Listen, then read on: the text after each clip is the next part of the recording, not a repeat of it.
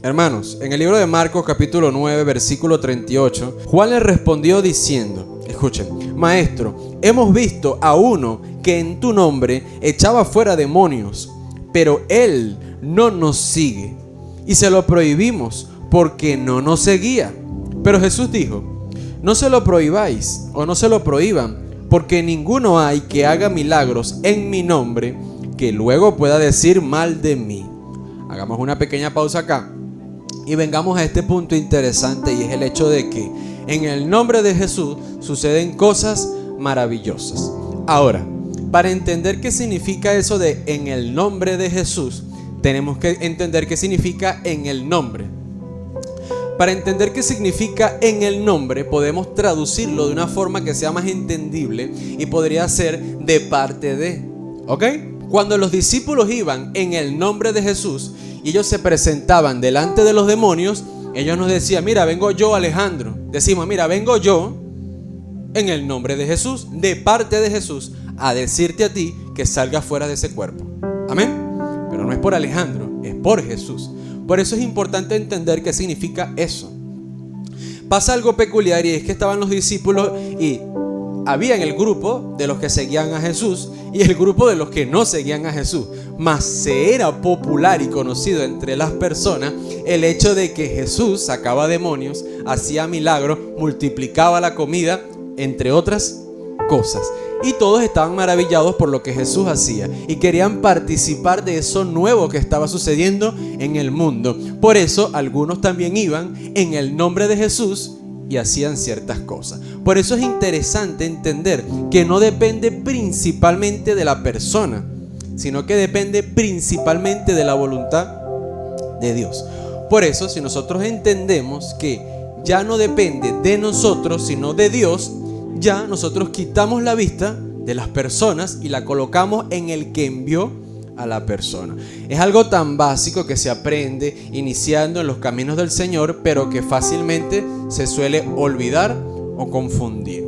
Por eso, ya nosotros entendemos que no importa quién predique, no importa quién pase a adorar, no importa quién es el que ora, no importa. Lo único que importa es la voluntad de Dios y que Dios puede utilizar a quien a Él le plazca. Yo no puedo ir a una persona a orar por esa persona en el nombre de Jesús, que esa persona se sane y diga, fue porque yo oré. ¿Tendría sentido? No fue porque tú oraste, fue porque fue la voluntad de Dios. Él te movió a que tú orases para que esa persona creyese que hay alguien quien te escucha para que fuese sanada. Pero indiferentemente fueras orado tú o no, Dios iba a mover sus piezas para que esa persona fuese sanada. ¿Me están entendiendo? Por lo tanto, decir que porque fue yo o porque yo hice algo fue que Dios se glorificó sería incoherente, ¿cierto? Porque significaría que si yo hago algo, Dios se mueve. O sea, yo soy el que mando ahora. O sea, que si yo acciono, Dios obedece. ¿Eso estaría bien bíblicamente? No.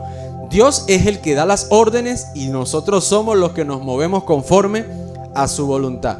Por eso, todo lo que pasa es la voluntad de Dios y todos estamos sometidos a la voluntad de Dios, parezca tanto bueno para mí o parezca tanto malo para mí. Ok, hablemos de ese punto.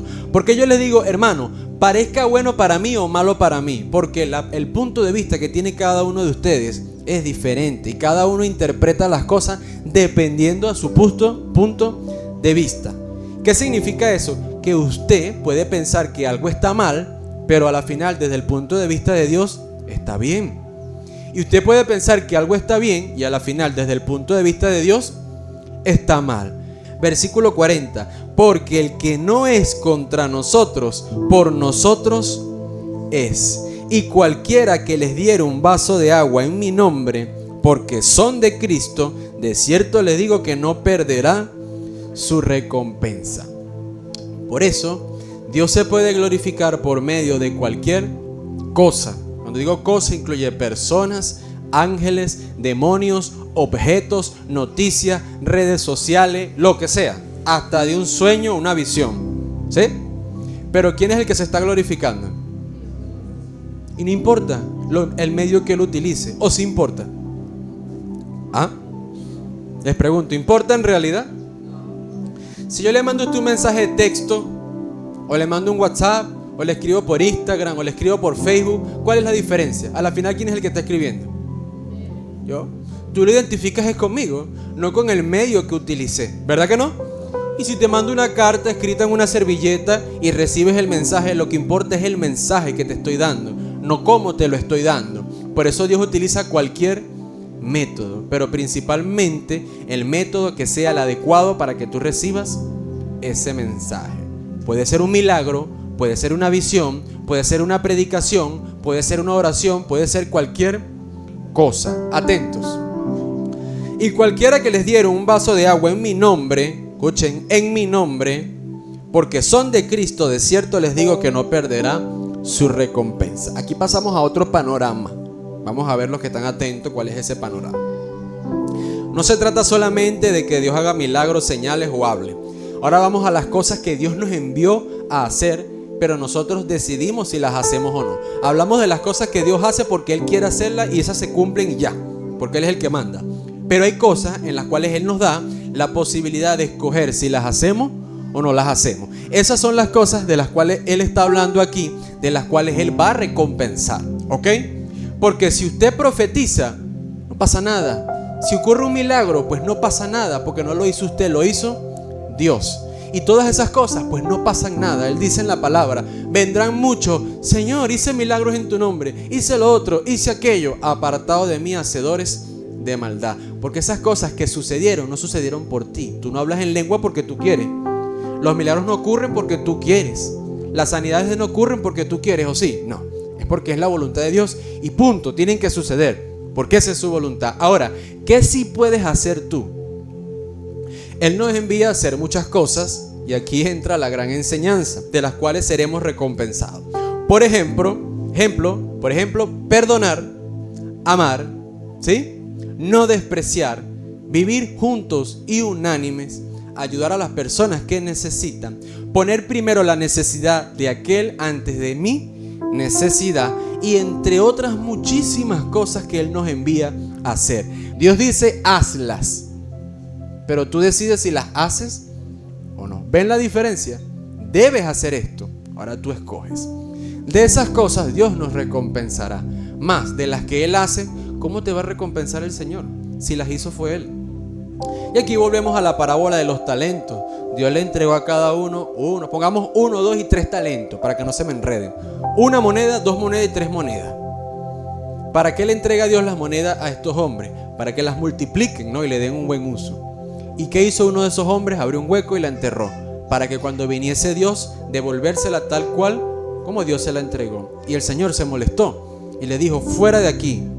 Y lo echó al fuego que quema, al siervo inútil, y lo echó al fuego que quema. ¿Por qué?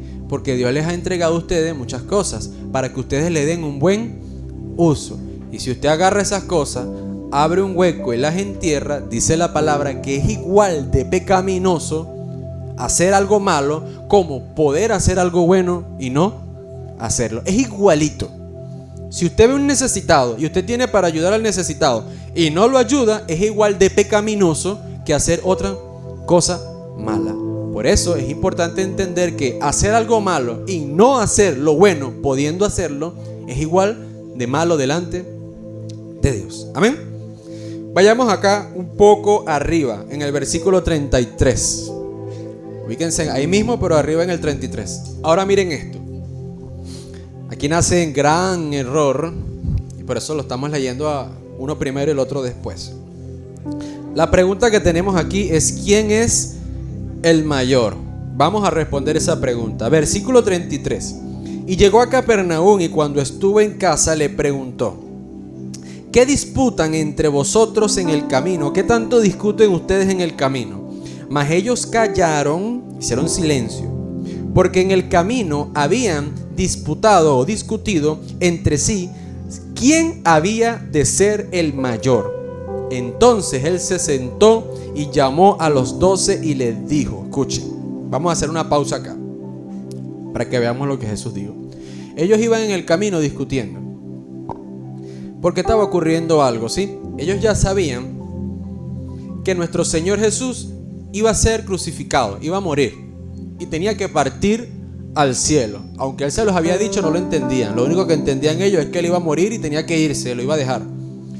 Pero ellos no comprendían que aunque él se iba a ir corporalmente, él iba a permanecer con ellos espiritualmente. Nosotros tenemos a Jesús en el espíritu. ¿Ok? Sabemos que el Señor es el espíritu.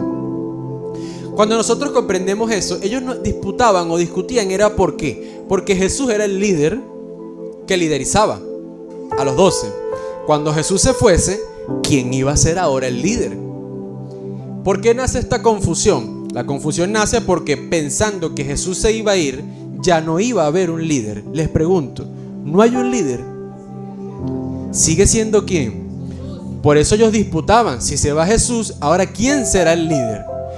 Seguramente decían, yo porque yo puedo hacer esto, o yo porque yo sé lo otro, o yo porque tengo más tiempo en esto. Indiferentemente, aquí entre ninguno de nosotros tiene la capacidad total de dirigir al pueblo de Dios correctamente si no tiene a Jesús.